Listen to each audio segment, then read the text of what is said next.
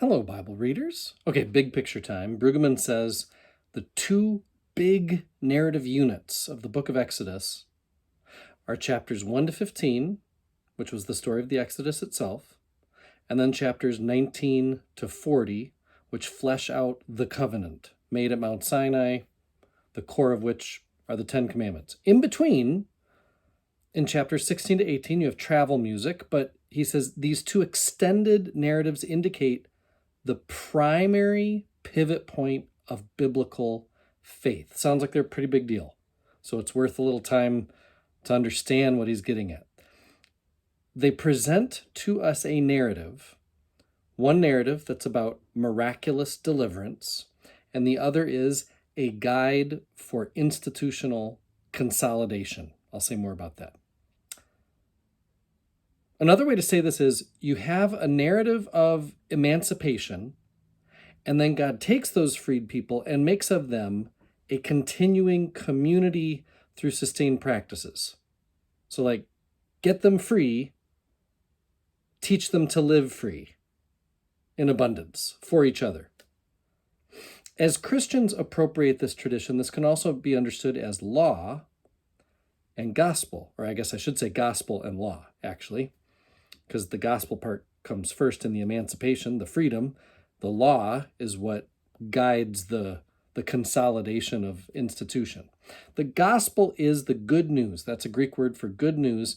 The gospel is the good news of God's initial emancipating activity. The law explains the proper response to the gospel.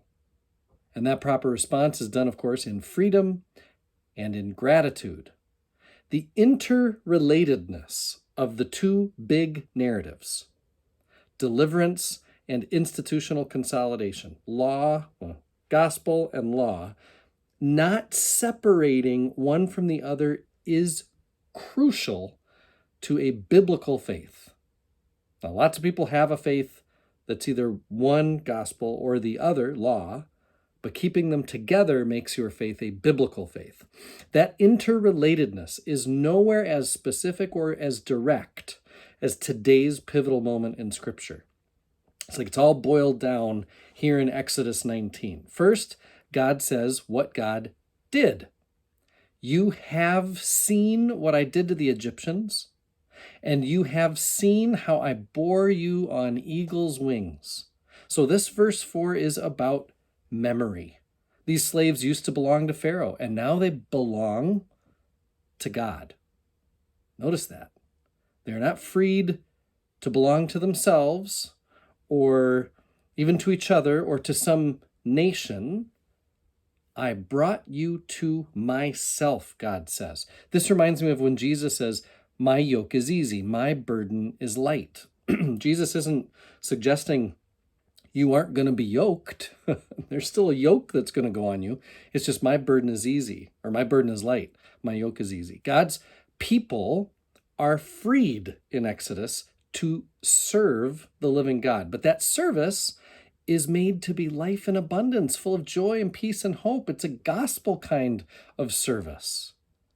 Okay, so as much as verse 4 looked to the past, reminding them of deliverance, verse 5 is in the present tense. And here's a teaching point we Lutherans may chafe against a bit. So it might take a little bit to process. The deliverance, the gospel, the good news, the being freed, that was unconditional. There were no requirements except to leave. Depart.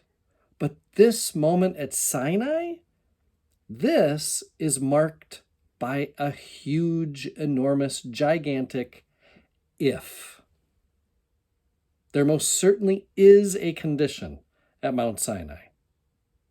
If you obey my voice and keep my covenant, you shall be my treasured possession out of all the peoples. If. Brueggemann says it is no obvious or easy or natural thing to become God's people. Becoming God's people is not a free, unconditional gift, but instead it is based on one's obedience. You don't just happen into being a person who follows God, you got to do the following. So what do you think? Does that sound right to you? After reading Exodus 19, can we say Brueggemann is wrong? That this ongoing relationship with God has an if-then quality to it? So Brueggemann goes on to talk about this if. I got to say, in seminary, we had many conversations about the if in this text. In some Christian interpretations, this if gets all but ignored by the idea of free grace, a misunderstanding, really, of justification by faith, as though there are, as though there are no costs of discipleship. ELCA Lutherans get blamed for this regularly. As Brueggemann says, the initial act of Exodus emancipation is free. It is unconditional, but a continuing relationship has specific conditions to which adherence is required. So, what exactly is required? The text says, hear or listen and keep covenant. Listening puts God's chosen people on the receiving end of a relationship with God. Keeping covenant will also require listening and conversation among a community as they interpret how exactly does covenant relate to our current circumstances. So it'll require listening and it'll require community to discern together what keeping covenant looks like. When the community does obey, they have the potential to be a priestly nation, to be a holy people, but they can only qualify for this special status, priestly nation, holy people, if they listen and they discern together to figure out what is covenant in this circumstance or place or time. Some people like to think the God of the Old Testament is somehow a different kind of God than the one described in the New Testament. This Exodus if can be used by some as a data point for that idea, as though Jesus would never say anything conditional. Jesus just gets up on that cross and dies for everyone. And of course, yes, that is the gospel part. Just like God frees the enslaved mixed multitude from Egypt without condition, Jesus frees everyone from sin and death by crucifixion and resurrection, unconditionally, for sure. But emancipation is not all God seeks. God seeks relationship with us. The end game is not simply to defeat death, but it is to then be in relationship with us. This is why both before he dies and after his resurrection, Jesus says, "Follow me." Jesus prays during his ministry and his life. He prays, he heals, he challenges authorities. He does things, all kinds of things that are an embodiment of radical obedience to the one who does mercy, loves kindness, walks humbly. The empty tomb is the last thing Mark's gospel mentions, but there is in fact a bit more to the story for those of us who seek to then live after they find the empty tomb, to live in a new creation where new life has begun. We are not only freed, we're also called to follow.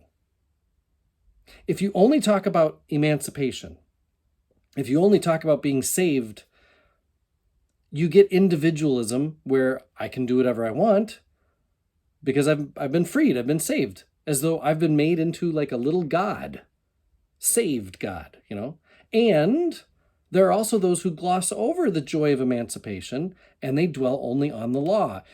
If we are obedient, then we can earn God's grace. That leads to works righteousness, of course, where in the end it is all about me and how virtuous I have been, rather than how great God is. Again, if it's all about my works, well, then the control is mine. I become a little God. So cheap grace and works righteousness both lead to the same place, where it's all about me. I become my own God. But hold the joy of deliverance along with the cost of discipleship? gospel and law, and you get the kind of faith Jesus lived with, the kind of faith that makes us into God's people rather than self-righteous, my own person, individuals. And when we hold gospel with law, we then live lives full of gratitude and justice and kindness and hope in relationship to this God who is. Next post is going to be about fear that casts out fear. Exodus chapter 20, verse 20. I am one with my God. My God is with us, all of us at all times and in all places.